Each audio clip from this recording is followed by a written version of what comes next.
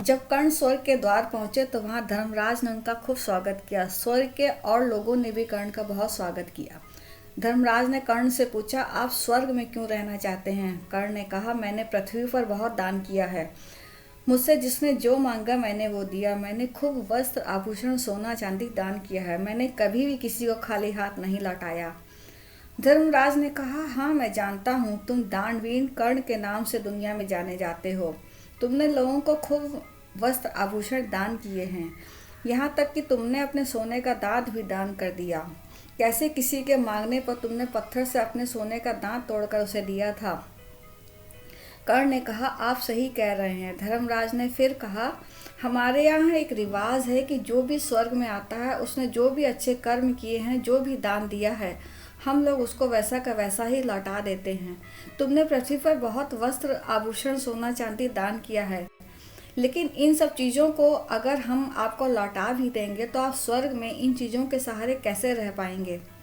कर्ण धर्मराज का इशारा समझ गया और बोला, महाराज मुझसे बहुत बड़ी गलती हो गई है।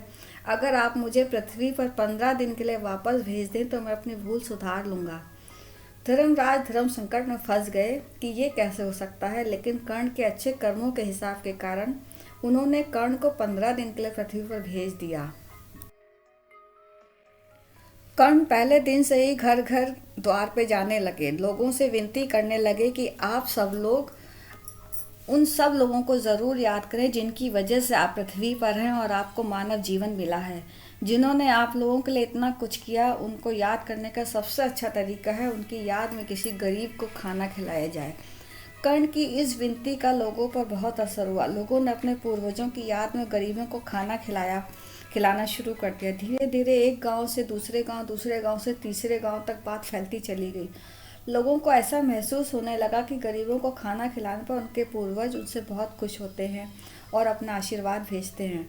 रोजाना हजारों लाखों गरीब लोग, लाचार लोगों को भोजन मिलने लगा। कर्ण को बहुत संतुष्टि का अनुभव हुआ। 15 दिन बीत गए। कर्ण स्वर्ग पहुंचे तो वहाँ धर्मराज उनका इंतजार कर रहे थे। कर्ण ने धर्मराज से मुस्कुराते हुए पूछा कि अब तो आपको मुझसे कोई शिकायत नहीं है। धर्मराज ने कहा, कर्ण तुमने वो काम किया है जिसकी मुझे तुमसे उम्मीद थी। अंदर आओ कर्ण, स्वर्ग में तुम्हारा स्वागत है।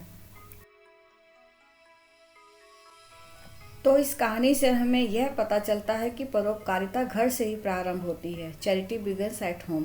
घर पर आपके अपने भूखे हैं और आप बाहर दान करने में लगे हैं तो ये ठीक नहीं।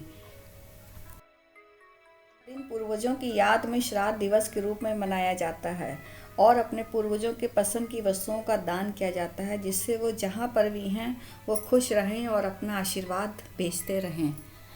Thanks for watching.